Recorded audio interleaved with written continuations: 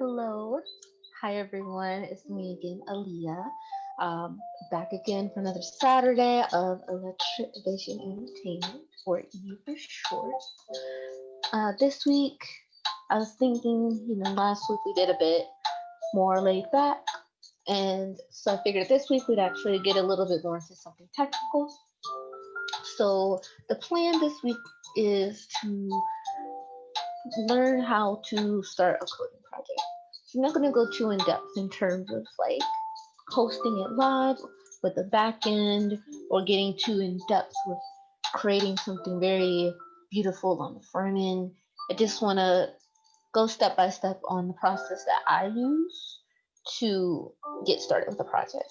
So that may be, coming up with the idea, um, thinking of how I was going to organize it, the different technologies that I'm going to use, and then from there, starting to set it up. So, and when it comes to setting up, that may just be, connecting it to my GitHub and making a repository. And we'll talk a little bit about what GitHub is and how you can use it. It's a lot better than say in the old days where you have like version one, version two, version three. You just save the files with like a very slightly different name. It's basically that, but more in depth. So go into that, and then once we get the folders and everything set up, we'll open up a code editor and just verify that everything works the way it should. In terms of, we're gonna get to a simple hello world, and we'll probably wrap up around there. And um, I would say doing that will be a good basis for starting any coding project. Of course, it varies from project to project, but on average, the steps taken will be more or less the same.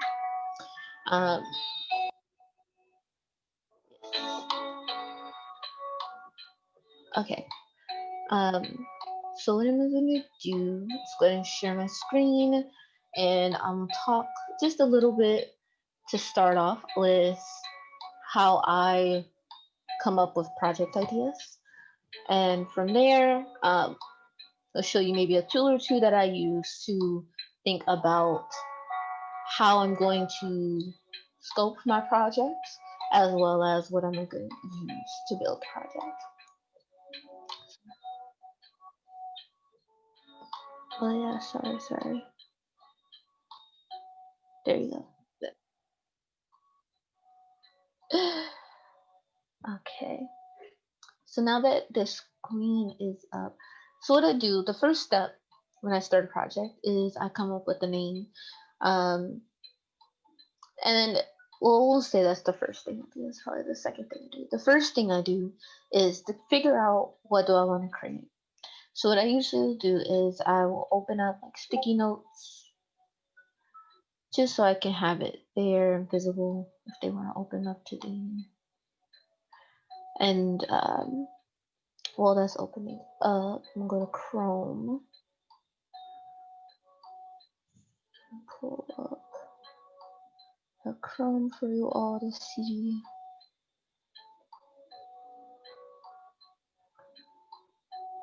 And I'm gonna let this be very authentic, we'll say. In that sense, it's not ever gonna be a perfect process when doing these things. Um, so, there's gonna be bugs along the way. There's gonna be things that have to like ebb and flow, but we're gonna try to get all the way through it. That way you can kind of see the raw process of how it goes. So I use this extension for my Chrome called Momentum, and in it I usually put notes and to dos. So I often will put my notes in here. Um, we're not going to do that today because I want to keep it clean. My sticky notes don't want to open them.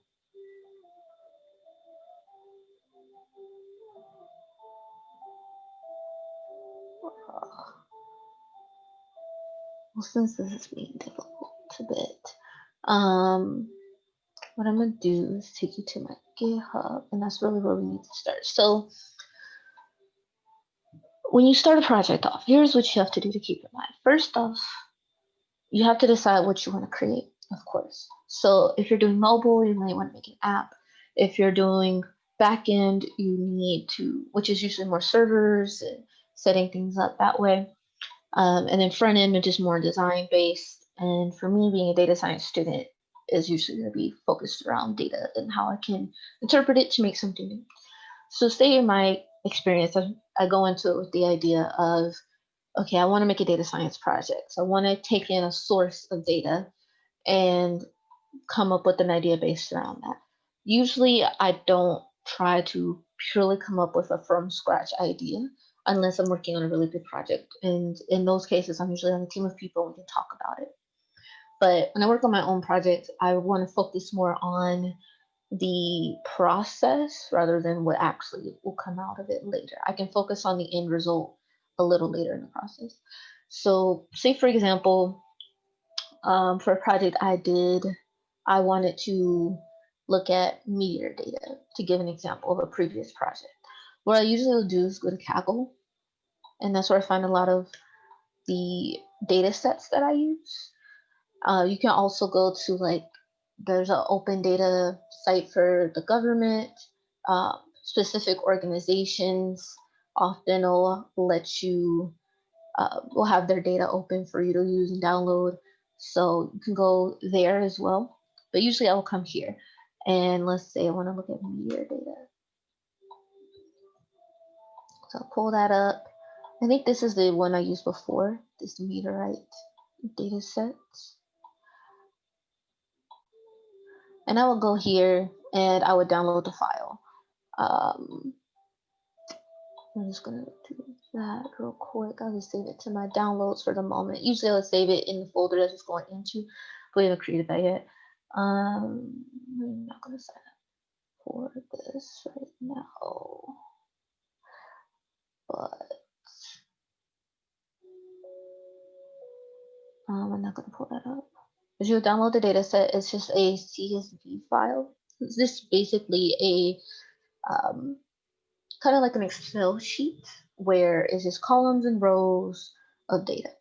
So that's what I would get. I would download that file and just put it to the side for later use. I'm not going to do anything with it today, just using it as an example. But once I say that, okay, I want to use this data set, I know kind of where my project needs to go from there. I'm going to do some sort of analysis on it and I need to present it to people. When it comes to presenting it, for data scientists, it can be different ways. You can create a report, which is a PDF, you do some analytics on it, put some graphs and explanations. But for our purposes, we would put it on a website. So when we're getting started with that website, what I would do is I'll go to GitHub. You can create a GitHub account for free.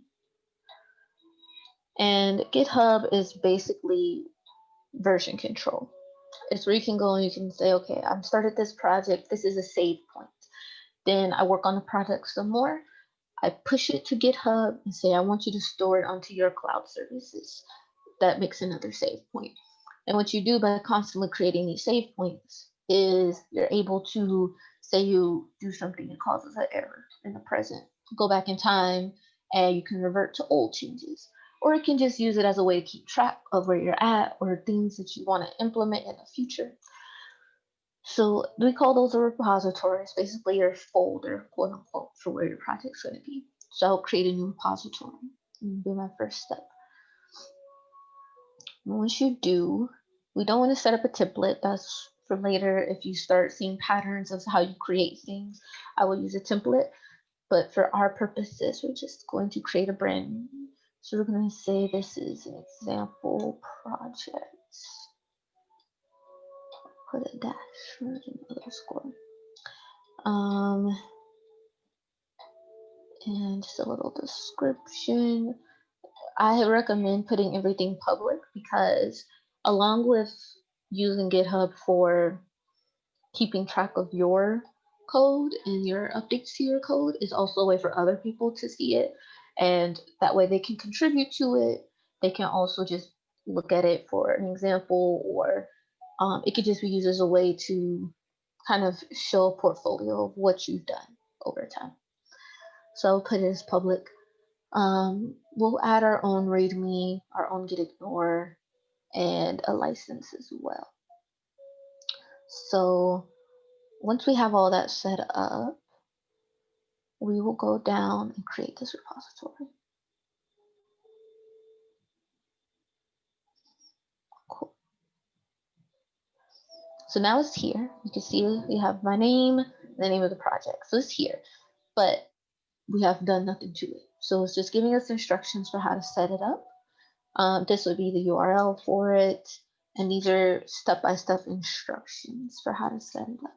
So this is what we're going to do next is we're going to create a folder locally on our own computer and connect it to our GitHub. And then that way we can get started with just a little bit of coding, get our hello world working, and kind of go from there. So what I do, you can open your terminal.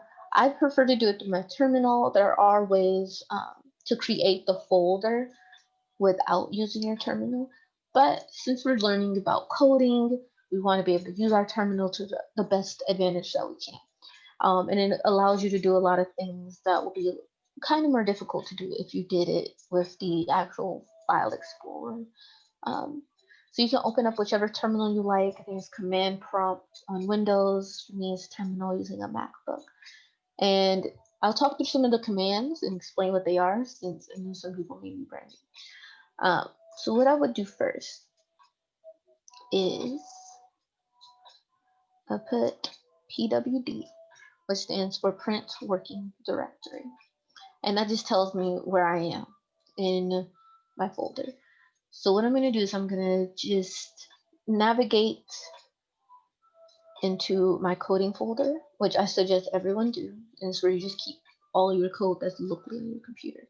So by doing that, I hit CD, which is change directory, so change into this folder. I know it's there. You can also print it out and see all of your folders with LS. But what I'm going to do, I'm just going to go into that folder. And what you'll see is if I hit this again, now it says that I'm in my development folder. So from there, I'm going to create a folder, make a directory, mkdir directory, and call it example project.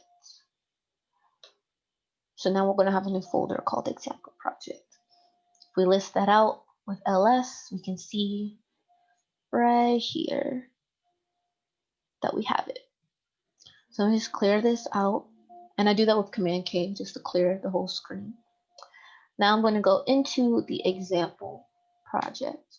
And this is where we are. So this is where we need to be in order to do the next steps. So if we look at our GitHub on the side, we'll see we're not going to do the echo. We'll do it a different way. But you see this first command, git init. What that basically is telling our computer is that we want to set this folder as a folder that can talk to GitHub. If we try to do anything else before this, it's going to say, I don't know what you're talking about. I'm not connected to GitHub in any sort of way. So by saying git init, you're telling your folder that it's now connected to GitHub. And that's why we have this master here. It's saying that we are on the main branch, the most crucial part of our code. That's where we are currently. And this is how we can know that it's set up. Mind you, you see that my terminal is very customized with the background and different things, so it may look slightly different. But in every experience I've had of working in the terminal with different themes, layouts, there's always some sort of indicator to let you know that it is actually connected. Usually you'll get errors if things don't work out. So now that we have that, we're not going to add the README still. We'll do that later when we open our code. So we're going to go to this next one.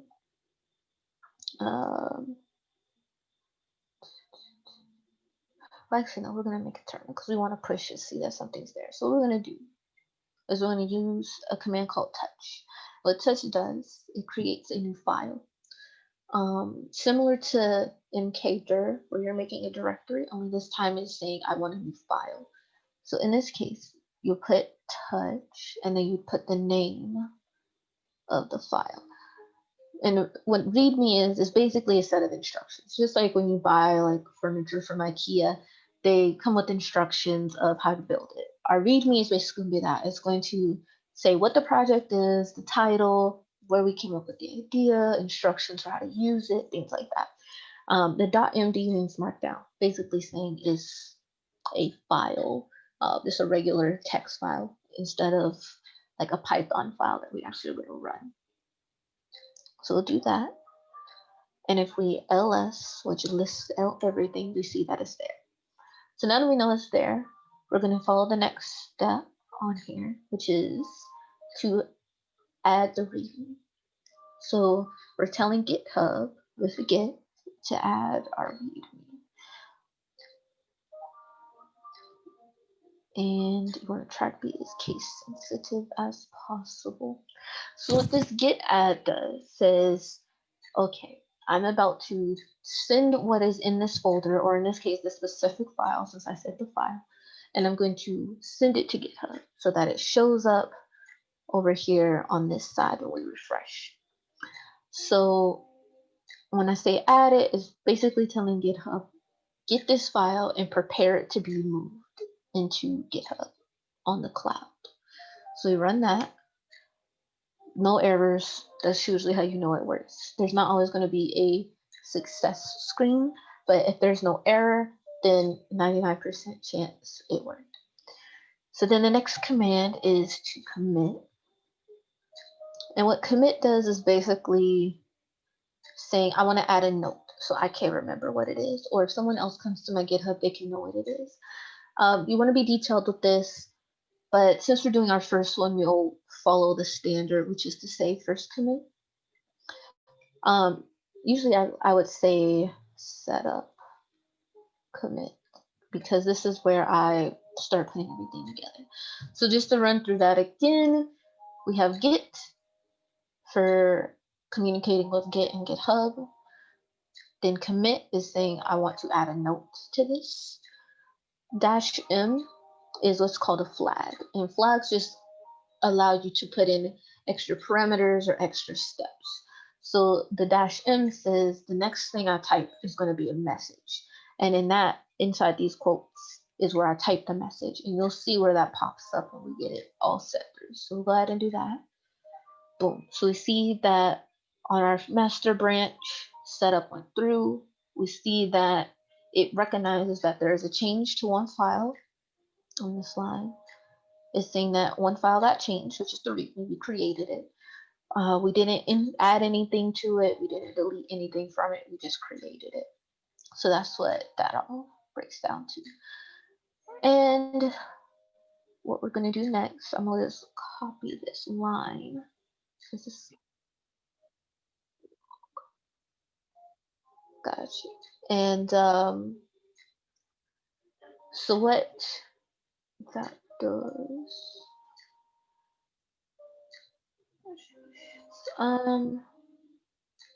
I don't know if I can make the font bigger. Let's see if I can do that in terminal before we proceed. So if you go to your terminal, in my case, it'll be up here in the preferences, and you can come here, and this is where you can get all your themes. You can do all your setup. I personally, I may do a different stream about this later, just customizing your workspace, because I do feel that this becomes your home after a while. You've just been working on it constantly. I don't think it's going to take effect unless I refresh it. I'll refresh it after I send this command through. But yes, let me do a different show on like customizing your terminal, your VS Code, or Atom, whichever code editor you use, because once you code, you realize you spend so much time there that you kind of want to make it feel home. You want to make it feel comfortable, not just like black and white text on the screen. It adds a little more life to it that way. Yes, so let's see if I can get a new one, bigger text. Yes. All right. So I'm just going to navigate back to that folder real quick since our text is bigger.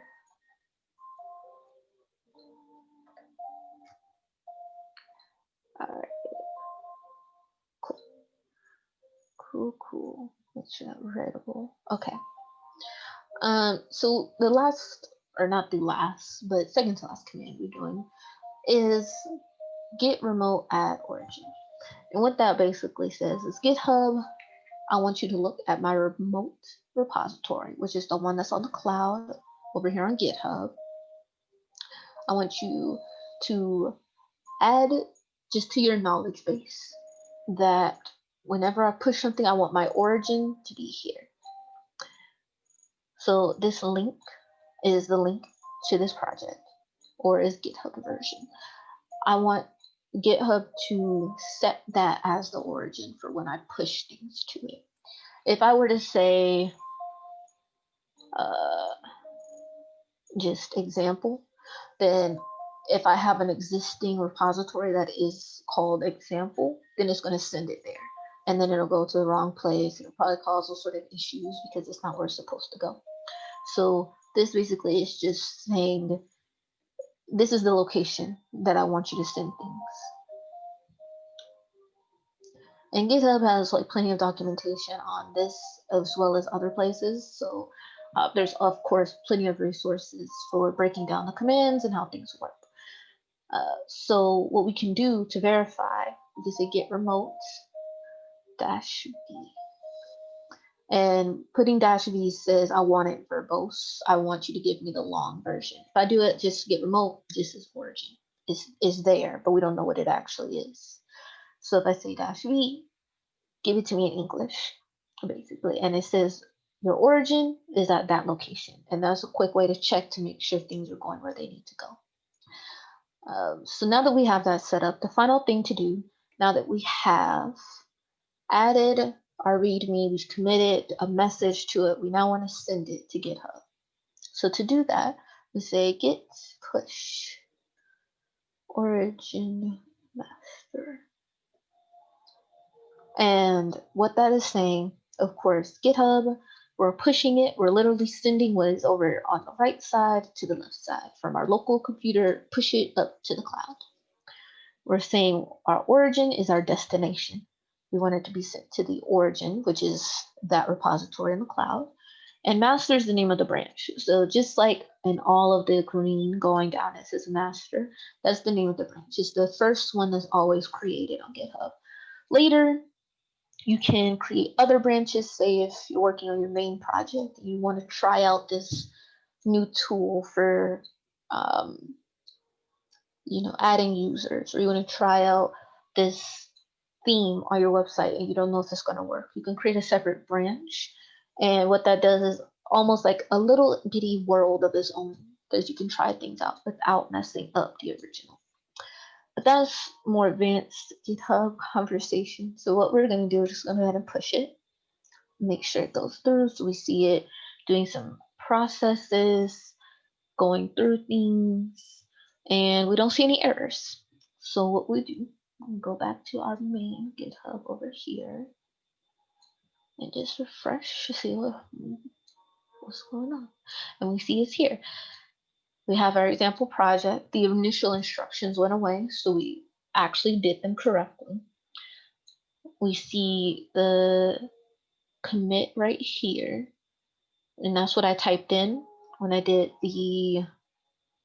on the other one, when I did the git commit and typed in that message, that's what shows up here. We have our README here as well. And the positive to this, of course, we did git add readme.md. And that's saying I want this one specific file. But say I worked on like 20 files or things like that, I can just put a dot and it says do everything in the folder. Those times are a little more risky because if you have a file, it shouldn't be pushed up there. Say if you have like a username and a password in your file and push all of your files to GitHub, then your username and password are now visible to everybody who has access. And since you most likely will have a public repository, that means everybody. So be mindful of those things if you are going to push everything at the same time. And if not, then I would say use it. I personally use it all the time. It's just a matter of making sure that nothing important is going up there. All right, so now that that's set up, we're going to do one last thing, and that's just printing out hello world in just a simple HTML document. So what I'm going to do is open or code. Code is a command specifically for VS Code. If you use Atom, I think it's just open, but I'd have to double check on that. But I personally use VS Code. It just works well for me. So if I hit code, readme, you have to make sure you're in the correct folder so you can access the file. And once I do that, then my VS Code should open up. Boom. And I'm not going to go too in depth about this, but we're just going to do something real simple.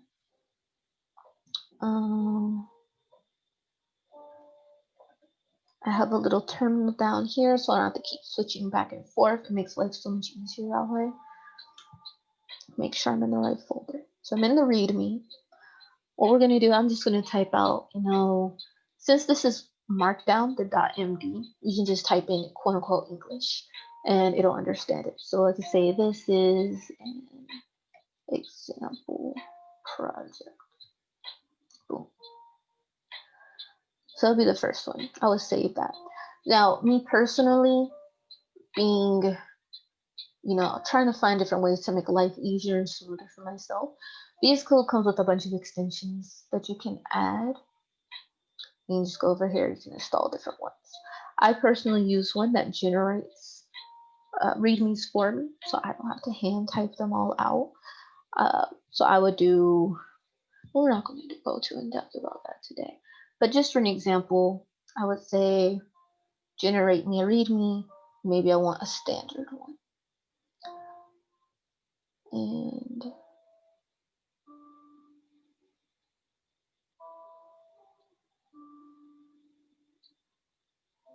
boom. And this is what pops up. So this is a Markdown. There's a lot of things going on. I know it looks kind of funky, but if you were to look at it,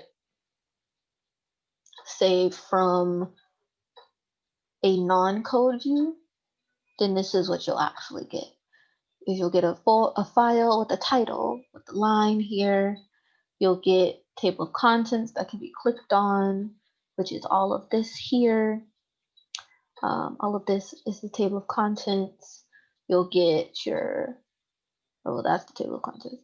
You get your about section down here, which is similar to here. So there's different tools you can utilize to save time and energy when it comes to things like this. So read me. So we're gonna make a quick little hello world, and I'm gonna do that by coming down here and saying I want to make that file again. So I'm gonna touch and make, let's see, we'll just call it hello. And this one I won't end with py because it's going to be in Python. That's personally my language that I use the most. You can use JavaScript, you can use assembly, you can use Go, Ruby, all sorts. I personally just work with Python. Actually, no, we're going to make a web page. So we're going to make a HTML. And then we're going to open HTML.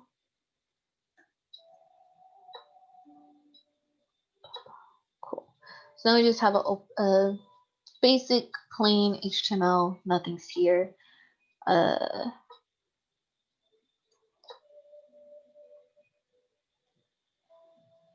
And so I'm just going to start us off with just some simple HTML just to get a hello world going for us.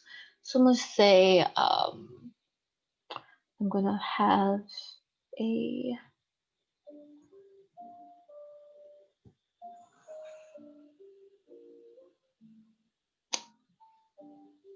so the chat question is, are these default terminal commands? Do I use custom? These are default commands.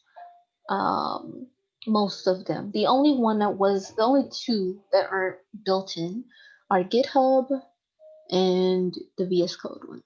So when you download VS Code, it'll ask you if you want to add that code command to your terminal. If not, then you would have to, open VS Code and go to the drop down and then find the file and open it that way. And so it just makes life like just slightly easier. And then GitHub, similarly, when you first are setting it up, I believe you have to like download like a small file that makes it so your computer can understand the commands for GitHub. But after that, you never have to do it again. Everything else though that I'm doing, these are just default built-in things that are here. And most of them come with VS Code. I said there's extensions you can use, like if you look closely at my cursor, if I just type out gibberish, you'll see that there's little flames that pop up. So I'll do things like that to add a little flair. I'll there's like power mode in mine, or like count combos. There's a Spotify extension. There's plenty of things you can add and do to your code, but it's all a personal preference type thing. So I'm gonna look up. There's a shortcut that I want to show, and I don't know if it'll be able to pull it up. I'm trying to see on my other computer, but there's a command to where you can just type like Python and it fills it out for you, the initial part. But we're gonna get to that. So we're just going to create simple HTML, and then inside of there, we're gonna have the head,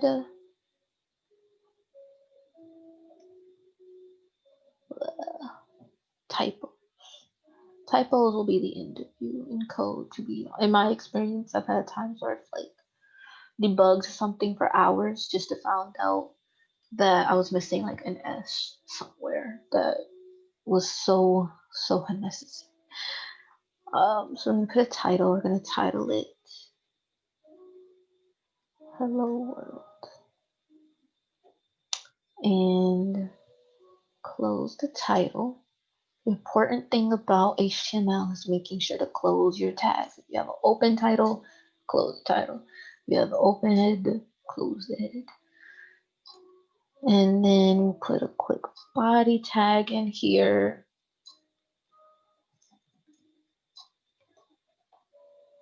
Let's test it out.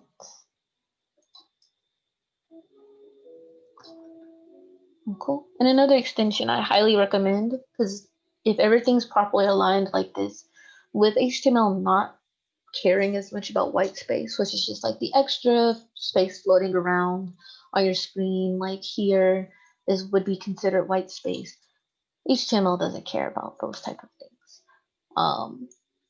Whereas some other codes like Python might, or simply C will care about it as well. But in HTML, having things just laid out like this isn't the most intuitive. It can be confusing when you start getting to a lot of it. So I recommend an extension called Beautify. And what it does is it'll format it for you. So you do like that. So it just indents things. So if I had like under my title 4 more tags, or if I had bullet points, then I could tell it to kind of indent everything appropriately. And it works for HTML, works for Python, JavaScript, CSS. I'm not sure what the other language is, but I assume it has a documentation what they are. But it makes it more readable, and that's really something to go for when you're writing code, is to focus on making it readable, because you want to be able to go back and understand it yourself, as well as other people come in and understand it. So what we're going to do 2 things real quick. To wrap us up, we're going to open the file to see if it actually worked. And then we're going to get the file and we're going to push it to GitHub. And then I think that'll wrap us up. So I've saved the file, just Control S. It's already in the folder, so I don't have to like file save as, because when I created it down here, I created it in the folder already. You can see it is right there, or it's right here because I typed it out wrong. So now we're gonna open it, and to do that, it's just open. So when you type in open, it just uses the default setting on your computer. So for HTML, the default for me is Chrome. For some people, Safari, some Microsoft. So we have this as a test pop up. So it's partially working. Seeing this extra caret on the end makes me think that there's something that's not closed. How I said, we have to make sure all the tags are opened and closed. So we have this here. And we're gonna put inside our body another hello world. Kind of funky. Oh. Cool. And just gonna refresh it. Boom. So we have this here. Hello world is test. What I put in the title up here, you're not going to see it in the actual browser. What this is going to be the name of the site. So I refresh it. You look up here at the very top. It has the heart and then hello world. So that's how you can change the title of the site. And that's how people get all the Kaggle, your home for data science, all of this. Those are all title tags in HTML. You see this on the same line. That's just another command to like do that. So these are all just things you practice over time. They say, once again, there's plenty of documentation out there for that to learn what all the different tags are, because there's bajillions, how they're used, how you can combine them. It gets really fun once you really just start seeing what's available out there. So now that we have our hello world, that's basically how you start most projects off. Of course, I say once you start adding a backend, so you can run it locally or put it out for the public to see in the World Wide Web and be fully functional, it's a little more in depth. So we're not going to get too much into that today, but you would follow these same steps when you start a project. Think about, what do I want to create? Think about scope, and really what scope comes down to is, what am I actually able to do within the time? If I have a week to create a project, then I'm not going to build a rocket ship. I'm going to focus on maybe 3D modeling, like one engine for that week, and then wrap that up like that. And then, of course, I would start thinking about the technology. So I know if I'm making a website, I need HTML, I need CSS to design it. And then I would use Python for actual scripting, but we didn't do any Python today. And then setting up with creating your folder locally, creating a GitHub, and pushing to it. And that's what we're going to do lastly. So we're going to push this to GitHub. So we already had it initialized, that git init. We don't have to do it again. You do it the one time just to say, from here on out in this folder, it's going to be connected to GitHub. So now that we have that, we're going to add it. And I'm going to use the dot in this case.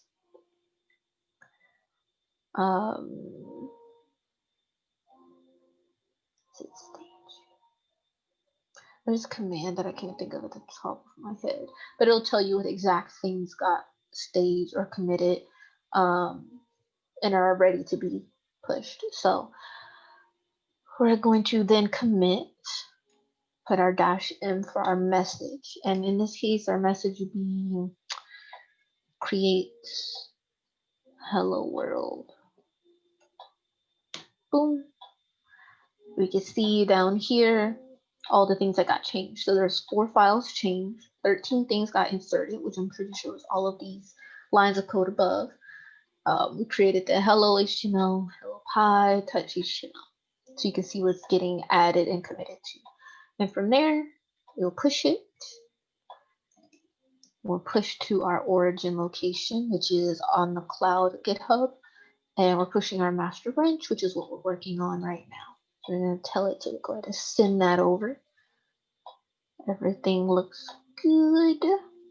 Cool beans. So now, if we come back over here and look at the GitHub repository, refresh, boom, it's all here. So we have our, I believe it is this one. So if I click on it,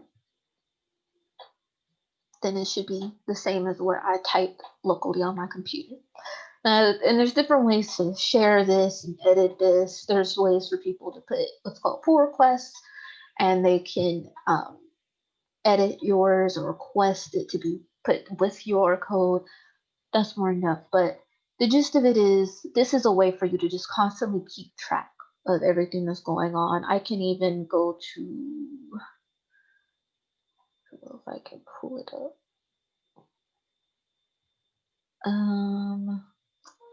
I just have to click on the commit.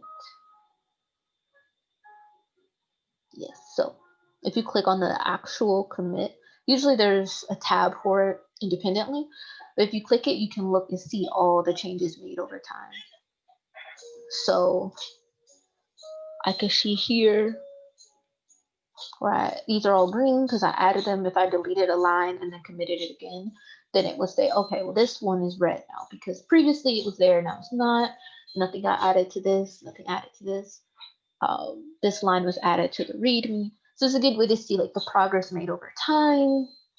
If you're working on a team project, it's a good way to see who is doing what where and things like that. So I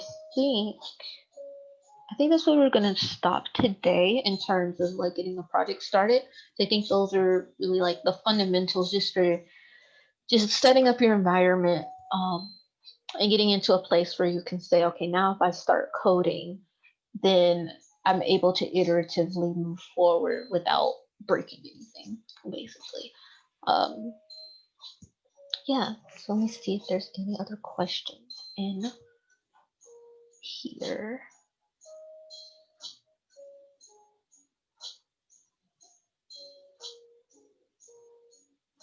Cool, cool. So I don't see any other questions. So, we'll just give it a minute, see if anyone has anything, any questions, comments, anything they'd like me to cover really quickly, requests, things like that.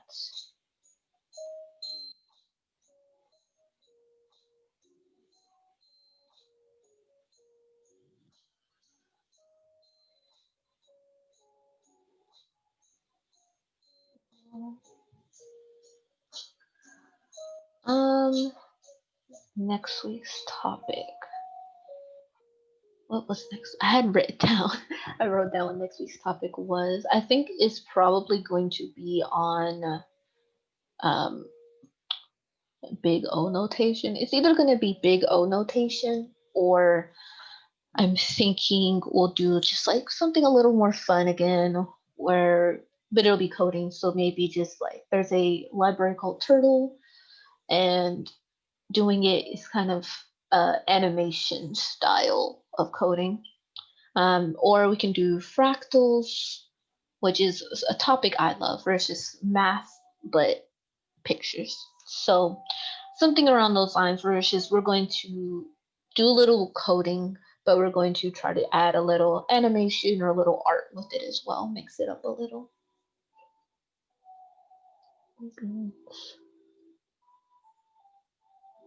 All right.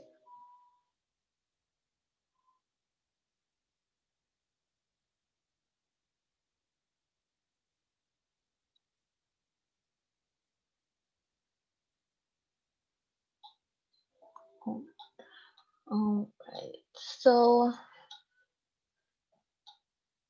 since I don't see any other questions, I think we're gonna wrap up for today.